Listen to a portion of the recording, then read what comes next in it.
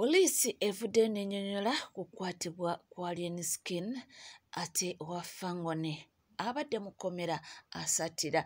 Byonna nja kuba nga mbikutuusaako kye bakoze Fick Gaza Alifa Kirojja wano wokka ku NCK-TV.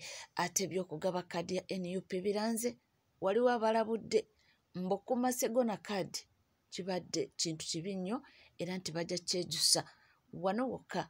Nja kuba nga nkutuusa byonna obifuna era nja kweyongera okuba nga nkutuusaako abantu ab'enjawulo banalayizinze lwaki abamu bafunye kaadi lwaki abamu tebafunye. Abamu ne bavayo ne basaba omukulu Allan Ssewanyana era ne bamugamba abeeremu kaakamu. Byonna ojja kuba nga obifuna era nja kuba nga mbikutuusaako wano ku NCK-TV. Tuula butuuze kalira nywera awo nno mbe nga ndukuviira ku ntono. Alien Skin n'essawa ya kakati abantu beebuuza ali ludda wa? Abamu batugamba yawambibwa, abamu batugamba yakwatibwa, abamu batugamba yadduka. Essaawa ya kakati abamu abafango ne bagamba yabuzibwa amisinga. Ekituufu kyekiriwa? Olunaku lweggulo twabadde tuli awo, poliisi nevaayo nekola statement ne batugamba Alien Skin bamunoonya tebamulaba. Era ne baayo ne batugamba nti ebyokugamba nti Alien Skin yakwatibwa si bebbo abamulina. Alien Skin ali ludda wa? Tumukwate tali mu mikono gya poliisi. Ate badde tusaba oba omanyi Alien Skin waali tutuukire mu kyama waba obudaabo mumukwate kubanga tumwetaaga badde tusaba busabu tutuukire mu kyama tuwa amawulire ago. Omwana wa Fangone yakwatibwa ku lunaku poliisi we yakola ekikwekweto ku Fangone Forest. Yali anoonya ki? Bamusanga akola ki? Era yali aziiza gwaki? Bibino abatategedde sitole ya ku Fangone Forest lwaki era nze mbadde mu kkomera. Abamu temwategedde lwaki mbadde nasibiddwa. Kati kandubawe ndubaviire ku ntono. Tutuuka olunaku lw'eggulo ba Alien Skin addeyo ne show. Ate mumanyi ku content nze mu kumunoonya situdde nga nsituka munengenda ku Fangone. Kumbe ku Fangone adde waguddeyo dannabe. Nabadde ne Jobless mwenna mumumanyi. Nduka ku Fangone waddewo amagye gabadde mangi nnyo nga bannyimiriza. Kati nga omanyi nti omuntu omanyi oli wa content tebinawe bikukwatirako, nayimiridde bulungi nnyo ne bankuba jeeke era essimu ne bagitwalirawo. Naye sijja balimba kigambo kyange na kimu nti Alien Skin mmanyi gyali. Simanyi gyali kuba tebantutte naye. Bankutte nga ku Fangone wakalu, tewali kintu na kimu waliwo bamagye bokka. So abantu bangi muli kunkubira mu mbuuza Alien ate yavuddeyo, Alien ate yaluddawa. Baganda bange ensonga za Alien Skin simanyi gyali. Tugenda zirekera bannamateeka bakole okunoonyereza kwabwe awe bamuyina. Simanyi sikuba mabala mu maanyi ne nange nobbawa kiki ekiriwo. Zonna kule nakwatiddwa nentebwako emisango mingi nnyo. Simanga mada case bansomedde emisango mingi nnyo gye sisobola kumanya nga kuba siri munnamateeka. Ne baganda bange era Katonda yasinga omumanya. Kyakubiri kola nnyo ebintu byonna bye mukola mubikole ne mukolere nnyo profile zammwe zisobola obbayamba. Kuba mada case tewoneka nolaba nvuddeyo nasuzeyo ekiro kimu lwakutta mbu simanga omuntu yafa. Ano omuntu yafa sibimanyiiko. Mukitegeera n'omuntu oyo yafa ze nasooka mulabako olwo yafa ne ngamba nono bulijjo faani waffe nembale nakwatiddwa olw'ensonga ezo. Naye Katonda mulungi okunoonyereza bakukoze okumala ne batwakinga amasimu gonna olaba mulimu ekintu ekibi kye nali nkoze nga sikirina. Fayiro ne zitambula paka we zikomyewo nga zonna nnamu. Twongere okusabira mafia boss yonna gyali naye nga bye tuyitamu eno tusurvivinga naye tumala ne tubiyitamu ne biggwa. Kuvaayo konvuddeyo ebiyise byenfiriddwa bifudde naye byonna kasita obulamu nnina era kasitandi bweru. Naye nga mafia boss twongere okunoonyereza wa gyali. Osanga munaye tunaamufuna naye nga nange bantutte nze saagenze na mafia boss najje bansibidde saamulabyeyo. Ebintu biwanvuye. Oyo omwana yali mu kkomera kugambye naye tamanyi era ye teyalabako ku Alien Skin olunaku olwo era ne Fangone teyasangayo muntu naye mbu ye yali agenze okukola content poliisi nemulya. Ate ye omwana luwira kyakoze Fick Gaza. Jjukira Fick Gaza yavuddeyo n'agamba nti bawadde poliisi 24 hours babe nga baproducinze Alien Skin gyali era n'agamba nti bwe zinagwako nga tanalabika ajja kukunga abaana ba ghetto bonna bekalakasi. Kakati ono avuddeyo n'amugambako. Protest vote mwine banyigiriza nze sirimu abanyigirizibwa biseeno ennagiseeno accidental child ono mujja n'ebizibu bingi mwe unwanted spam duct mwe mujja n'ebizibu bingi omusajja kiguddeyo mama n'agamba owaayi kamalega olwanga bakuba omusiba kuleka you unwanted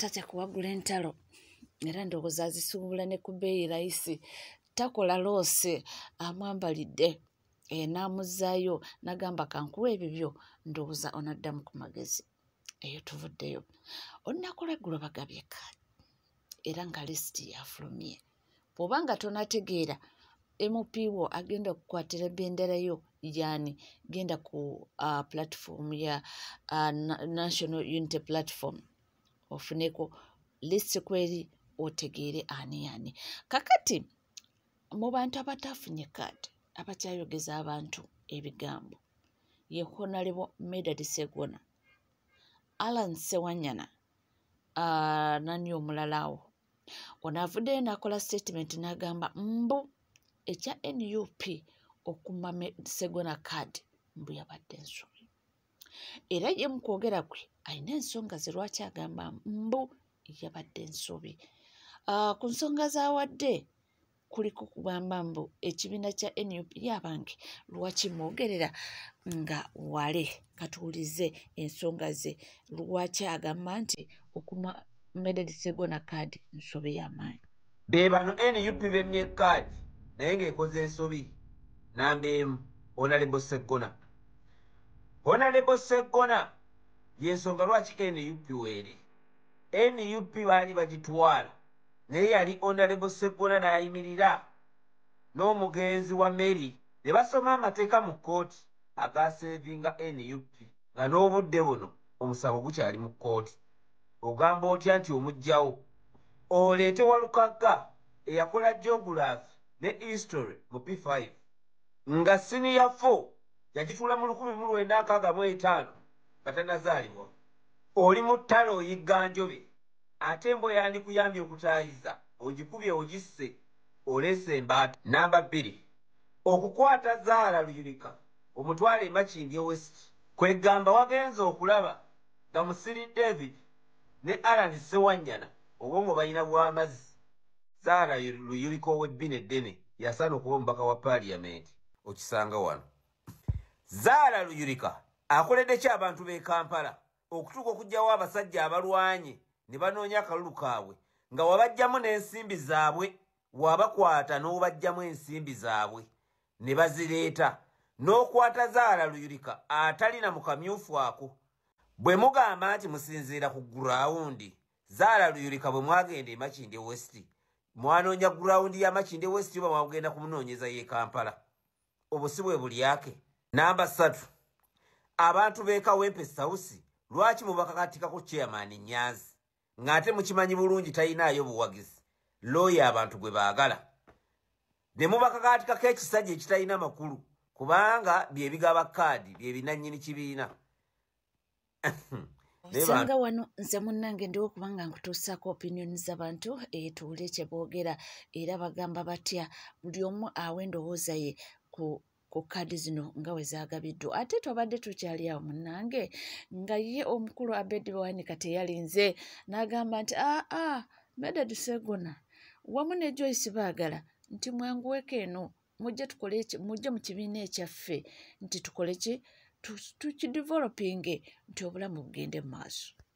Nti eno mu Democratic Front abantu abalinga Segona Honorable Segona betulindiridde ne bajje tuzimbe struggle entuufu tusobole okuyamba bannayuganda okufuna ekyokuddamu era bw'afuna obuzibu tumusaba ekifo kye sayidi eno gyekiri eyo gyali era ajja kumaliriza nga either bamugobye bamumye kaadi obanga bamulinyiridde nga mumbadde mulaba bwagenda ku kitebe abaana ne bamulinyirira nga beerabidde emirimu Nkulu Sseggona gye yakolera ekibiina ne gyakikolera. Baagala naye njagala kujjukiza abantu abatamanyi byafaayo, baagala yali ku NBS nga y'omu bwe tuyitamu okusobola otuyamba okuteeka enkuŋŋaana zaffe ne kampeyini zaffe eza struggle eri bannayuganda, era yakola omulimu gw'amaanyi. Teyazze mu byabufuzi olw'okuba nti yayingirira mu Nuupu. Omulundi guli 2016 yayingira akalulu era n'afuna emitwalo 3 egy'obululu bannamityana gye bamuwa. Akalulu kano yagattibwako n'agenda mu mitwalo 6 kana akawedde giri gyali ndoze 3 oba mu 8 n'atuuka mu mitwalo 6. Kaakati abaddewo mu struggle era sikkiriziganya n'abantu bamuvumirira kumulinyirira. Bw'oba tokkiriziganya na muntu sigala ng'omuwa ekitiibwa ki. Twamuleka twali tulowooza nti ajja kujja ne waffe mu DF naye yasalawo nti agenda kuyimirira mu kibiina kye ekya Nuupu. Eryo ddembe lye bw'ati bwe yasazeewo, naye ffe ne waffe wakyali waggulu eri buli muntu yenna ayagala okujja okutwegattako. Ye mukulu Abedde Bwanika. Ate era nga tukyali ku nsonga z'ezimu, ono yavuddeyo n'agamba omukulu Honorable Alan Ssewanyana nti taata tekikukosa tekikuyisa bubi naye nga omanyi politics munnange. Ekintu kya kaadi ekyo bambi musajja wattu era kijjamu affectinga. Naye ono agambye nti amuwadde ensonga lwaki oba oliyawo this time teyafunye. Omubaka wange Alan Ssewanyana twakulonda oba abalonzi bakulonda. Mukama Katonda nazza bibye ne bakukwata ne bakusiba ne Sseggirinya n'omalayo emyaka 2. Wakati mu kumala emyaka 2 abalonzi twalumwa, mu butuufu twalumwa. Wakati mu kubanga tewali muntu ayagaliza munne ekkomera ne tulumwa. So Alan Ssewanyana, NUP obutakuwa kaadi tekuyisizza mu maaso. NUP nkusaba ojjukire nti eriyo beetawa kaadi ku mulundi guli naye nga ku luno ebawadde. Nkusaba Ssewanyana, wekiba nga kituufu emyaka 15 gy'obaddemu mu paalamenti nga waliwo ekiganye, osobola okulaga obuzira n'owegatta ku ono omukyala ne munoonya akalulu. Munnange ligasa yonna gw'onookikola ekyo ejja kwongera okuzibula abalonzi byonna babadde bakwogerako basobole okuteekamu obwesige ekisanja ekirala. Nkimanyi bulungi nti oli musajja mugezi Ssewanyana, naye nkusaba tebakuwodiisa banno, sigala ku layini. Ebibiina bingi ebikyayagala independence, osobola okujja independent, osobola okugiramu independent n'oyogera ebigambo bingi ate ng'oli wa ddembe lyo. Ate nga nkimanyi nti wali musajja mukambwe, wali musajja wa bwino, naye nkusaba sitepingako emabega. Tumanyi onayinza okupafominga obubi ne bagamba twagala Ssewanyana waffe. Ssewanyana buli kimu okikoze mu myaka 15.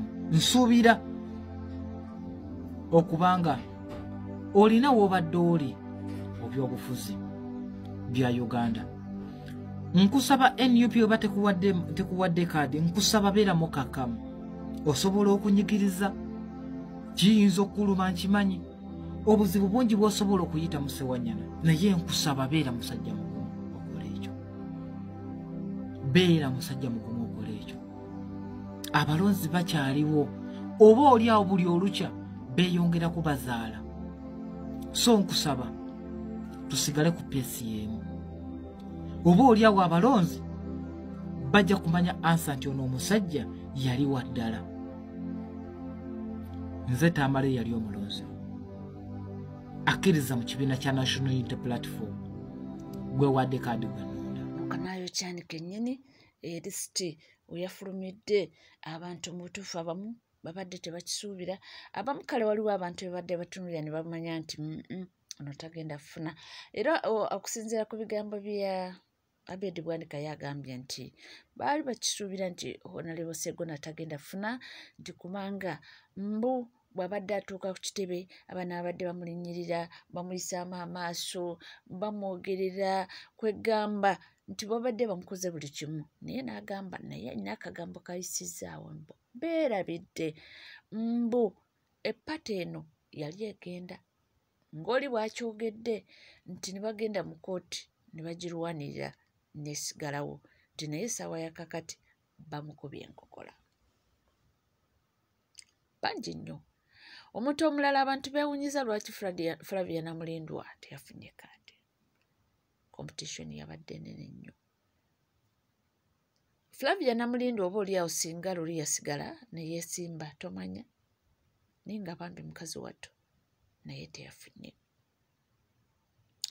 Nga tukyali ku nsonga za kaadi ze zimu omukulu Frank Ntambi naye alina obubaka bw'ayisaawo katumuwulirize. Yes, Frank Ntambi Wayne Balokeza, the youngest East African professor. Sawa zibadde ziweze nnya ez'ekiro Uganda eggwanga NUP n'efulumya list y'abamemba ba parliament abayiseewo abafunye ticket. Olunaku olwaliro sawa zibadde nga 9 nentandika okukola omulimu gwange ku mikutu egy'enjawulo. Yes, nga ndi mu kuspeculating of information gye mbadde ndobye. Shamimu Malende nembagamba afunye kaadi, Zahara afunye kaadi agenze Makindye West, nenjogera ku Kawempe South Dr. Roy Semboga tebamuwadde kaadi.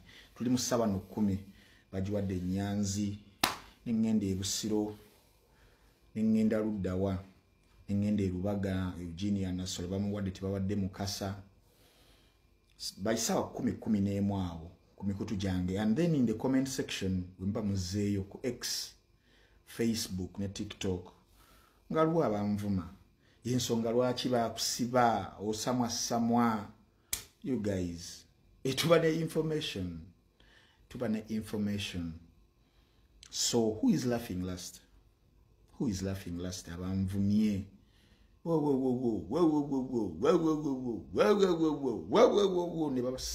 ne basabuka ne bavuma. Sawa zina ani ali mu kuseka?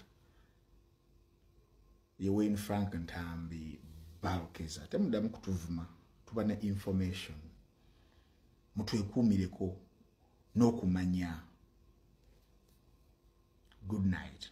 Bye bye. N'okumanya mutwekuumireko nnyo kuno. Bibyo mubiwulidde naye nga ye omuyimbi waffe ow'eggwanga Big IT yafunye kaadi. Jjukira bano babadde bakompitinga ne mukulu Zambali Blasio. Ye Zambali bw'atyo yabuseewo ne kaadi ye. Omukyala Nina Rosa oba Nina Tukunda oba Kankunda oyo ye yabuseewo ne kaadi ye. Ate nno kirabika yabadde ne unopposed. Teyabaddeko amuvuganya so kaadi yabuseewo nayo era yeetegekera ssaawa yonna okuba nga ayingira palamenti. Tulina abantu nga ba Masaba naye yabadde yeka teyabaddeko amuvuganya oyo naye yabuseewo ne kaadi. Betty Namboze yalutaininze kaadi ye. Abantu bangi gye bali abalutaininze kaadi, abayimbi benjogerako Geoffrey Rutaya ye yagirutaininze, Hildaman yagirutaininze. So far abantu b'endaba ababaddeyo this time around abatafunye kaadi ndowooza abantu gye babadde shocked oba ne beewunya yoyo omukulu Alan Sewanyana. Abantu bagamba nti babadde be-expectinga nti ajja kubanga yeddiza kaadi ye. Honorable Nyeko Derrick oyo ye ebintu bye byali awo nti ate nkivuddemu ate sigenda kuddamu kwesimba mmaliza kisanja kino ate from nowhere twagenda okulaba ate akomye okuba nga bamuvetinga. So oyo naye teyasobodde kubanga yeddiza kaadi. Naye nga ebintu bwe bityo waliwo n'omukyalo oli ow'Ejjinja oyo naye teyasobodde. Mukulu Kakande Paul oyo naye teyasobodde kuzza kaadi ye.